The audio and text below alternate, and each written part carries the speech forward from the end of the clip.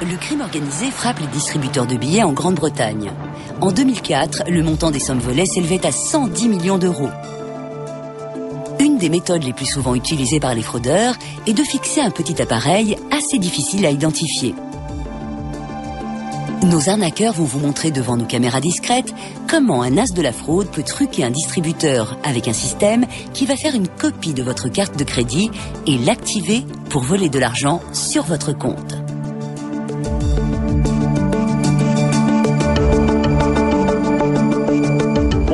Une des escroqueries les plus répandues consiste à placer un lecteur de cartes sur le distributeur de billets.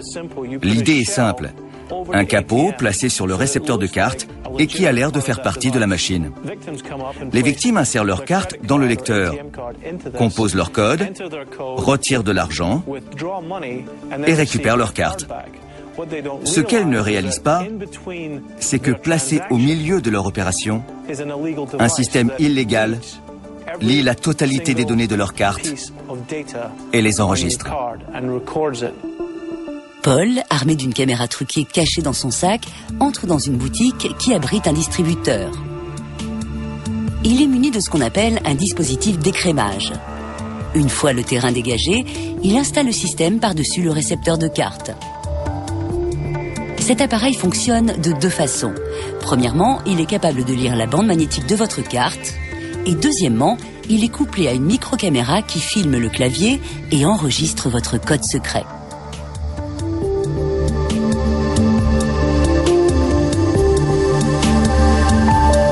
Jess vient retirer de l'argent juste devant un autre client. Il sera notre première cible.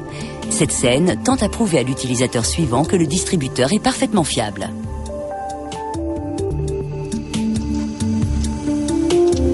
Après avoir vu Jess retirer de l'argent normalement, la victime est inconsciemment rassurée.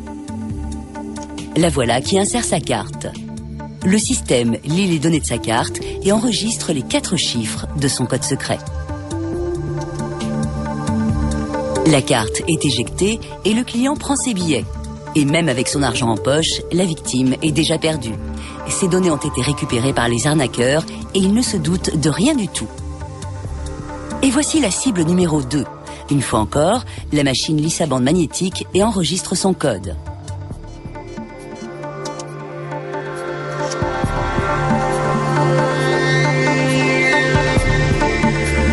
Une fois notre client numéro 2 sorti de la boutique, Paul reprend le système espion.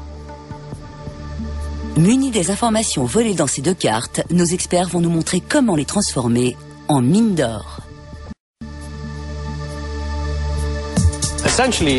Après avoir copié les données contenues sur les cartes et récupéré notre appareil, l'étape suivante consiste essentiellement à télécharger les informations récoltées par le système espion sur un ordinateur. Dans ce cas, les escrocs utilisent un lecteur de cartes très simple relié à un ordinateur. Ceci leur permet de programmer d'autres cartes. Maintenant, tout ce dont ils ont besoin, c'est d'une nouvelle carte avec une bande magnétique au dos. Les cartes de téléphone prépayées sont leurs préférées en ce moment. N'importe quelle carte de téléphone fait l'affaire.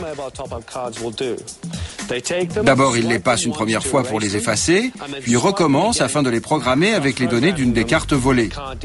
Et maintenant, armés de ces vraies fausses cartes, ils peuvent aller à n'importe quel distributeur pour retirer de l'argent.